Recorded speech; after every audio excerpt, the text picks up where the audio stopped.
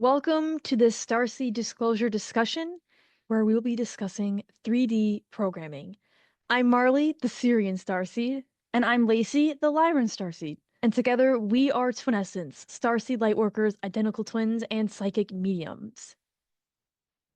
So, our purpose, and I should say our mission and purpose as Essence, is to spread light and healing as far as we can to help humanity ascend alongside Gaia.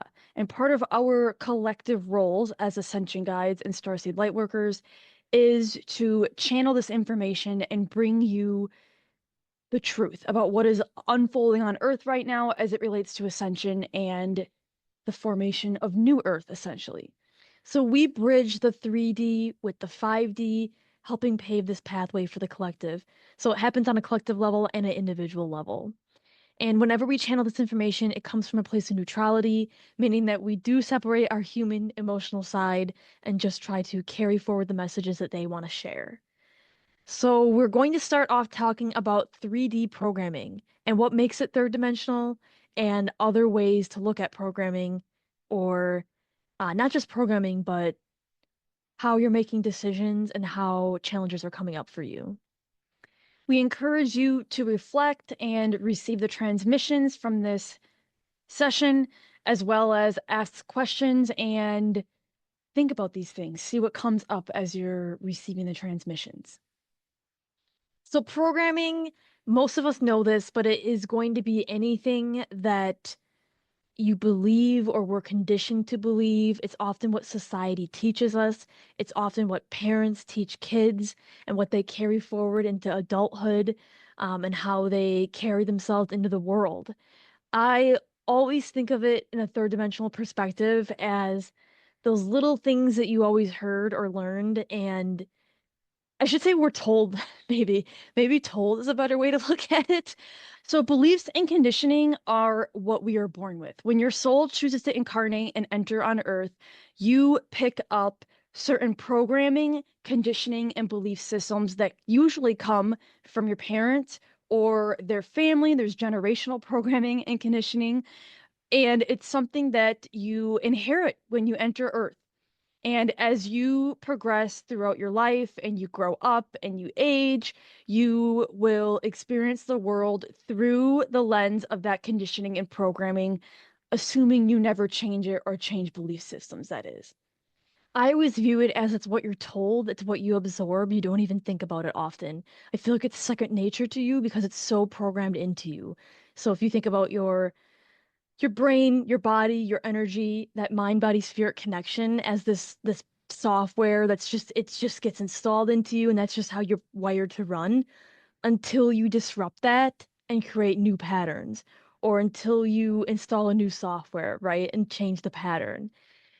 3D programming is also something that is societal on a larger scale. So, and when we talk about society, there are cultural and society norms or belief systems or structures that we all function within. And that is also part of programming when we talk about the 3D. And oftentimes, our culture also teaches us or programs us without us even realizing it. And usually, when it comes to culture, it's the values that were programmed into us. It's how we learn what we want to prioritize until we disrupt that pattern, create new neural pathways, and install a new program and start running a new software package on the system. The example they bring forward that's been coming through all week, I should say, leading up to today's disclosure discussion, is really to do with American culture. And I can say this as an American, that we are taught to heavily value careers and work. So it's like a default system that we're always running and we always fall back on. You know, in American culture, when somebody asks you about yourself, the first thing you automatically default to is work. It's extremely rare, I think, in American culture for somebody to default to their personality or what they do on their free time. It's like they always go to what they do. I mean, just think about going to a wedding and when you run into people at a wedding and it's like, oh, like, is it the bride or the groom? And like almost always it gets into what you do. It's rare that it does not. And that truly is an example of 3D conditioning in American culture. It's also very common when we travel. We've noticed as we do Starseed travels, as we call it. But we notice that a lot of times people will ask, like, what do you do? What brought you here? And oftentimes Americans mean, what do you do for work? How do you make money? How do you live your life? And they use it as this defining factor for defining who they are and their identity. And the other examples that are coming through too, when we think about 3D programming on a societal level too, not just culturally, but I think about things like that are always given as recommendations, like you should have 8 hours of sleep, you should eat 3 meals a day, or you should um, do XYZ. So it's kind of like those almost like unwritten rules that you heard so often growing up. For some reason, the example of the people who would say, like, don't swim after Oh, yeah. eating. I was exactly thinking that too. Yeah, Yeah. like that's the example coming up. It's like these things that we heard growing up, but you don't really know where they came from, why people say it, and it's like, well, that's what you should do. Like that's what's recommended. That's what'll make you live a long life. And it's like so ingrained in the culture and society. I think too, like it's not necessarily backed by science. Like, of course, getting more sleep or getting the appropriate amount of sleep is going to help you function better physically. That I think is a given. But like where the number 8 hours arrived at, 3 meals a day, like where that pattern came into play, all those kind of those little nuances that you learn and that kind of get ingrained into you, it does beg the question of where did this originate from and why? Why did this exist? When we talk about how Americans have this ingrained belief system and conditioning of their career defining their identity and using that as their sense of self-worth oftentimes, the other thing coming up is there's often a misconception in ascension work regarding mission and purpose when it comes to career.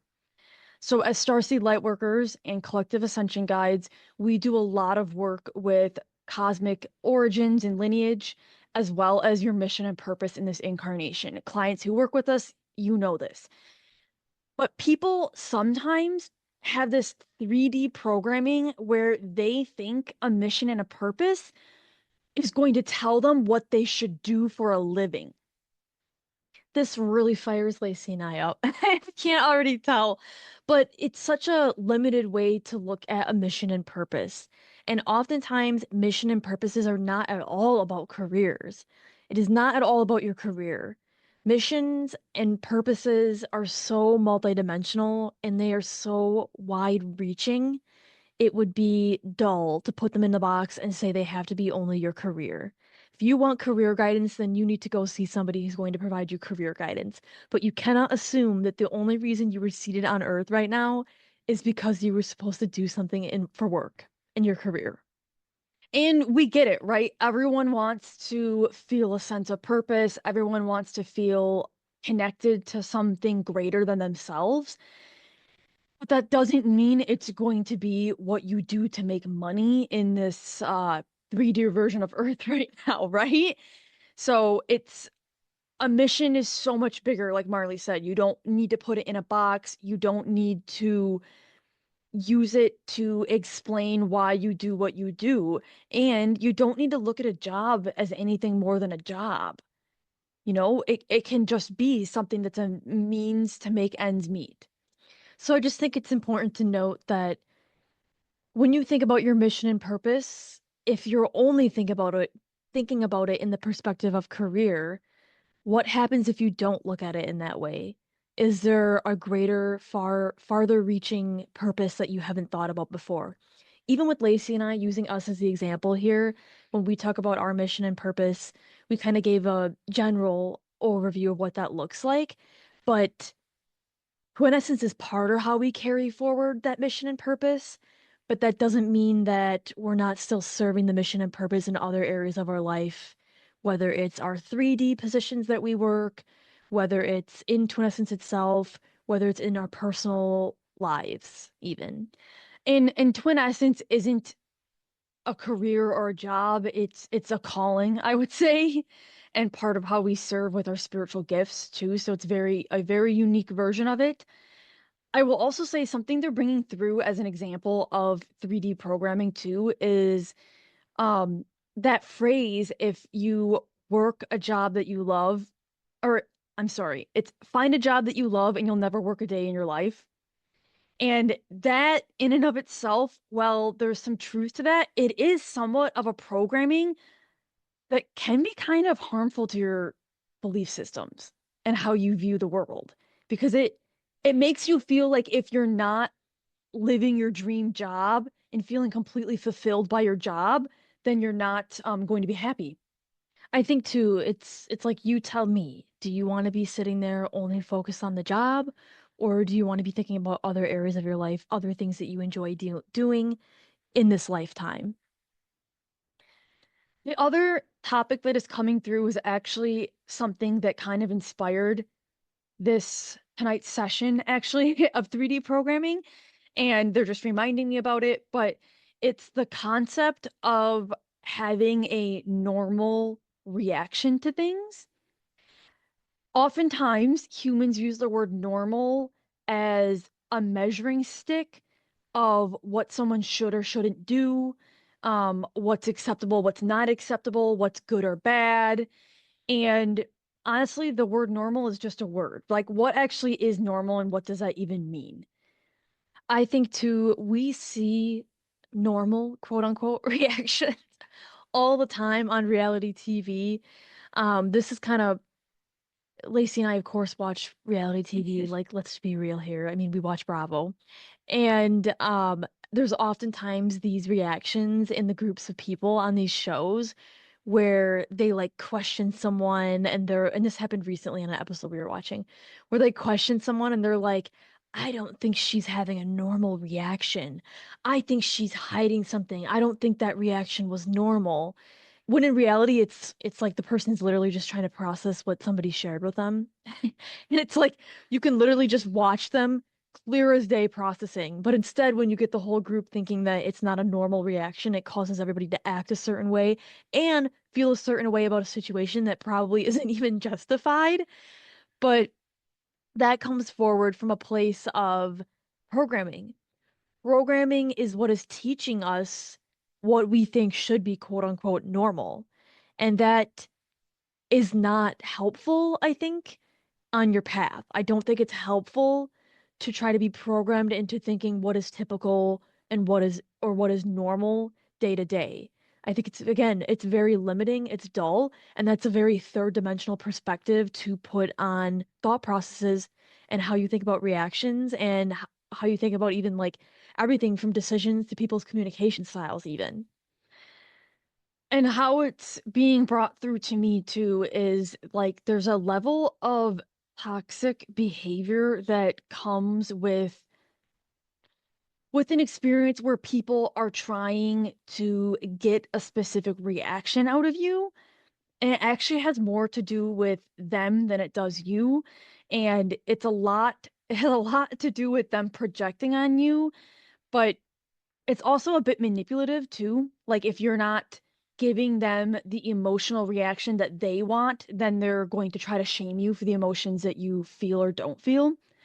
Um, and I feel like I've seen this a ton. Like we've seen this a ton in our lives and with working with clients in ascension work.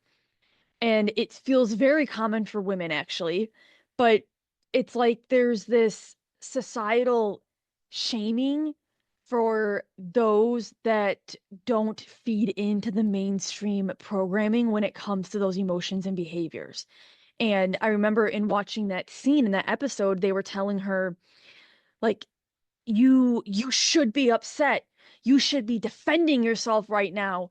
And the individual was like, I don't feel like I have anything to defend. Like I don't even know what you're talking about. Like it's not true. Like I'm not going to get upset about it.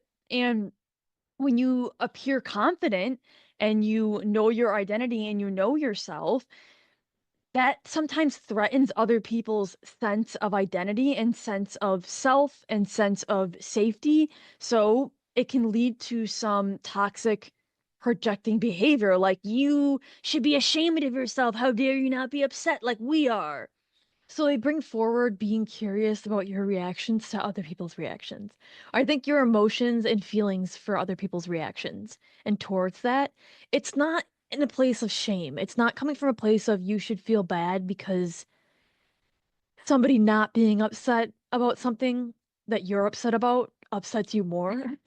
That's the best way I can put that. It's not from a place of shaming yourself for that, but I think getting curious about it, like, why do you feel that person should feel that way? Immediately the word should comes up, which is automatically a sign of conditioning or programming. And as you ask yourself those questions and you examine those emotions and feelings that you have, just get curious about it. Examine it and ask yourself if that's like what is the root of that? Where is that coming from? Maybe it's that you think it should feel this way because that's the way you feel. Or maybe it's deeper than that. Maybe it's you think they should feel this way because of something else that's happened to them that this person has done. So it can go really deep, I think, really quick on that, but getting curious about that helps you work through the 3D part of that programming, I think, and how those reactions make you feel.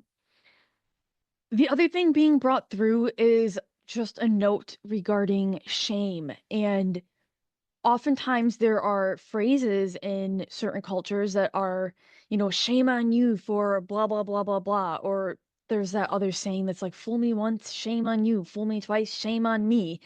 And these are perpetual 3D programming and sayings that quite literally keep us stuck in these cycles. And how the Lyrans are bringing it through is that it's really not our place to shame people. If someone does something to you that you would consider shameful, it's really not your place to tell them that. It's really not your place to pass a judgment. It's really not your place to have an opinion on how someone else reacts and behaves. Now, it is your place to take ownership of your behaviors and actions, and it is your place to understand the lessons and try and learn and integrate. But you do not need to be shaming people for their behaviors, their emotions, their thoughts, and feelings. It's actually a really outdated belief system and an indicator that you're quite immature and haven't grown a ton in certain areas emotionally.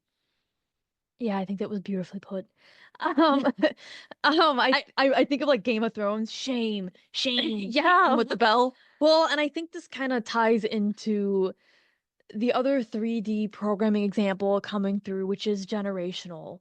It's that generational trauma or generational programming that we see. And again, I think this is probably the most common form of programming because it's something that you're raised in and that you don't even realize you have been absorbing and learning your entire life. You just oftentimes don't even become aware of it until you're further into your adulthood. Um, and you have to want to examine it and you have to get very conscious about it and you have to be able to identify where you see it coming up. But I think that in generational programming, it just ends up getting passed down. And you can start to see the cycles and the patterns playing out throughout the generations. I mean, just look back to, I would say start by looking at your immediate family, like your siblings. Then you can start to look at your parents.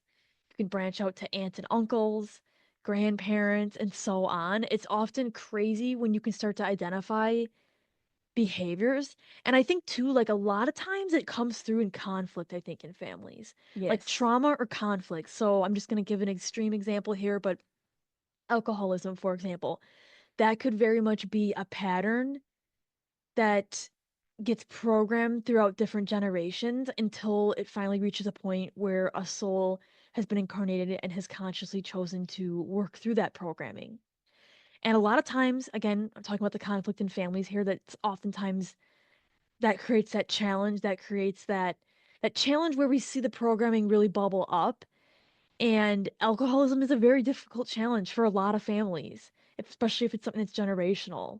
So I think you can see that. You can see that play out, and you can become very consciously aware of where you're repeating it because you absorbed it versus who do I want to be and how do I want to live? Yeah, and the other thing with generational programming or it's similar to like generational traumas too, but it's not as simple as like, oh, like the dad was a doctor, so then the kids are a doctor and it like passes on down. It's not like as simple as that. It's being able to objectively spot patterns in behaviors and being able to draw sorry about that. Being able to draw like the parallels of, you know, this happened with so and so, and now I notice that I feel like so and so doing this to me in this new generation. And it's wildly obvious when this stuff happens. And the other thing is like the example also like to help identify like what this means, what does generational programming look like and belief systems is earlier in the beginning of this, we were talking about how when you enter the world, you end up with all this programming stuck on you from your parents, and that's how you operate. The example is kind of like when a kid actually goes to college and they're experiencing typically they're experiencing this new environment with more freedom, and they are typically away from family or their parents, and they're no longer under their parents like energetic protection, so to speak, and they're being exposed to different experiences and different beliefs, different cultures, and oftentimes, that experience alone can help illuminate where there's programming or generational patterns where you might be like, like so and so does this with their parents. And I wonder what that's like. My parents don't do that. As an example, that's kind of how it's like coming through. I think too, like with that example too, it's like I noticed I'm having this reaction and I don't know why. Or I noticed nobody else reacts this way about this certain topic coming up but me. And where have I learned that? Perhaps I've learned it versus learning through my own experiences. The same thing goes for, are you acting out of your own beliefs, or are you doing what you want to do, or are you acting out of what your parents believe and not actually doing what you want to do? So it's kind of that's a good way to look at what you're doing. The other example coming through too when it comes to is this is random, but it's like when people are dating and they're looking for their partner. Sometimes I remember one time I heard someone say, like, "Oh, like, I just need someone that my dad and my brother will like and that they can watch, like, sports games with and go to sporting events with, and then that's, like, acceptable." And it's like, "Okay, but are you operating out of your actual needs, wants, and desires, or are you operating out of what you think your family needs, wants, and desires for you?" Yeah, that's programming, everybody. Programming at its finest. So, all in all, when we talk about third dimensional programming, this is really ingrained in all of us, and society teaches it to us. We absorb it through generational patterns, and we absorb it through our cultures, and it takes a lot of conscious practice.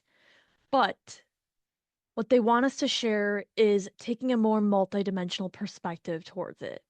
So, for example, thinking about that there's more than one way to do things.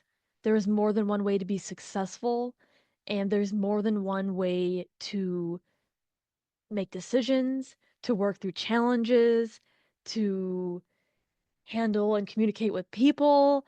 It's just it's not one-sided, it's not black and white, and they want you to understand that this is a very multi life is very multidimensional, believe it or not, on Earth. It can be, and that's what we're moving towards with New Earth.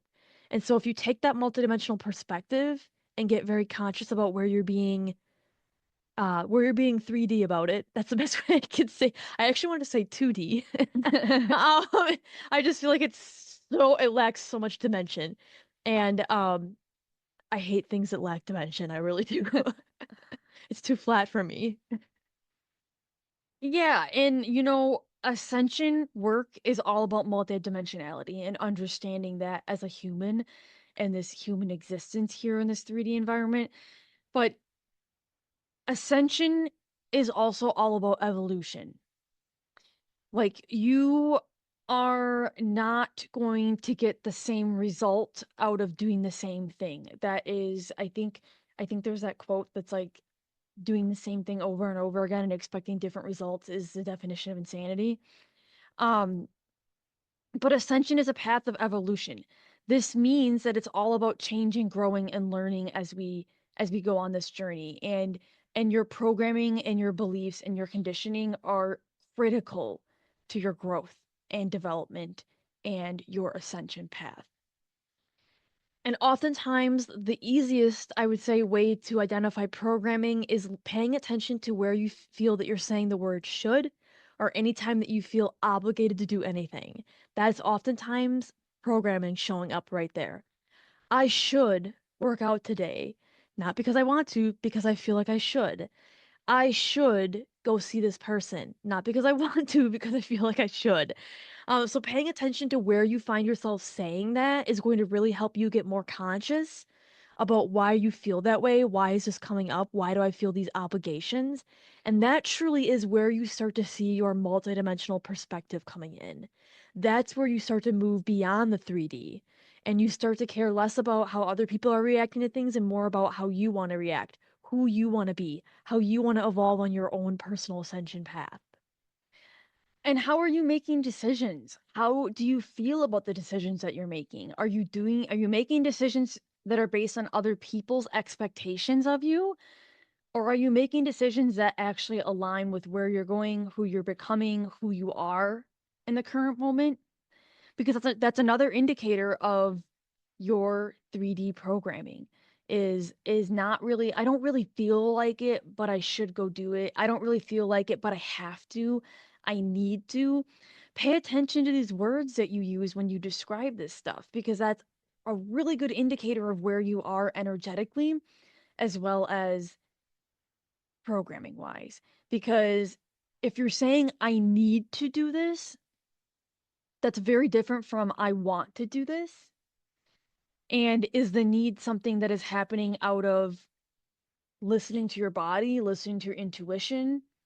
Or is the need coming out of a place of depletion or feeling like you're obligated to do it? Reminds me of individuals who are making comments like, I have to go to blah, blah, blah for the holidays. And then they like dread the holidays, they complain, they make it miserable on themselves. And it's like, no one's telling you you have to do that. You're the one telling you have to do that. And and don't use other family members as an excuse for why you're putting yourself in that situation because they don't hold the power over you.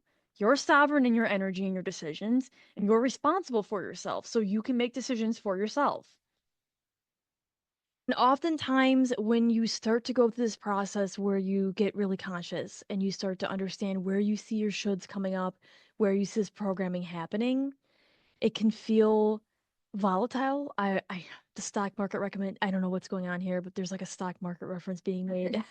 Um, like volatile stock market here, meaning that there's a constant push and pull or back and forth feeling. And that usually is a sign of an energetic releasing happening because you're currently trying to like reprogramming this hardwired software. It's like think of it like your legacy software. Your legacy software that only runs on Internet Explorer and you're like I need to move to Google Chrome. And you're trying really hard, but there's some programs that are still only running on Internet Explorer and you're like it's fine. I will get there eventually. Eventually, everything will be moved over to Google Chrome. That is what it can feel like when you start to identify these things and when you're trying to consciously change it. It can just feel very unstable at times. It can be confusing at times. It can be very emotional for you. But I think always grounding back to your body and yourself. How do you feel? Is this something you truly want to do? Is it something that you truly feel lit up by and inspired by? Or is it something out of obligation that's not really benefiting you at all or your highest good? The other thing I was gonna say too is like the example they brought through is it's actually to do with like finances too. It was about how it's like that statement that like Never I cease feel like to amaze me. I feel like every financial advisor like says this like statement, but it's like it's a long game, it's not a short game. Meaning you're really never gonna be done. Like, there's no finish line that you're going to cross and that you're gonna be like, "And now I have completed every reprogramming step possible in my body." Like, the human psyche and body is limitless, right? And potential. So you're never going to reach a point where you're fully healed, you're fully deprogrammed completely, you're like, you view the world in this perfectly objective lens, like, that's not like, even spiritual workers, even as starseed lightworkers and ascension guides, like, you're always doing inner work. You're always gonna be working on those things, and it's never going to be something that just one day disappears and you're over it, although, like, doing certain programming things, like, yes, like, you will get to a point where you're like, "I don't need to think about that. It doesn't bother me." You're not always doing the work though. Just to be clear, like it's cyclical and it pops back up and you get flared. But when we say that's what we mean by always doing the work. Because you do need to take breaks. You need time to have fun and you need time to be a human too. So when we're talking about the long game here. We're talking financial, right? Like It's a marathon, not a it's a sprint. yeah, it's a marathon here. So hopefully this was helpful for you in understanding 3D programming, understanding maybe where you need to get more curious about where programming is coming up within you. And I do want to leave you with just a couple of questions to think about. These are things you could journal on or just ponder on, discuss with spirit, discuss with your star family. Where do you see 3D programming impacting your experiences currently? And how does it feel when you consider there's more than one way to do something? There's more than one belief system. There's more than one pattern or way of being. And then I think the last one is just where are you seeing yourself saying should or acting out of obligation instead of acting out of alignment and what feels right to you for your personal ascension path? And with that, we will just give you a little update on our how you can work with us if you would like to. But as Starseed Lightworkers and Ascension Guides, a lot of our work has to do with helping you with your individual ascension path and journey. So there is not no one size fits all approach to ascension. It is all about what you need and what your star family can do to help guide you in that process. Our signature offering is our twin magic reading, which is all about uncovering your cosmic lineage and origin, as well as connecting you to your mission and purpose in this lifetime. Not a job, not a career, but what you're actually here to do that you might not realize or be connected with completely. And then the other half of the session, we focus on creating alignment in your life for your ascension journey. We do have some special limited time offers running through November 30th. So if you're interested, you'll want to head over to our Instagram. That's typically where we're posting most of these limited time offers. You can also join our email list by going to our website and subscribing. We also send out emails on these offers too. Email's actually usually the first one to find out. So we have a couple buy one get one deals going for some different sessions we have. We have some special pricing on a 6-month transformational package called Starseed Activation. So make sure you subscribe and join our email list to see our newsletter with that information.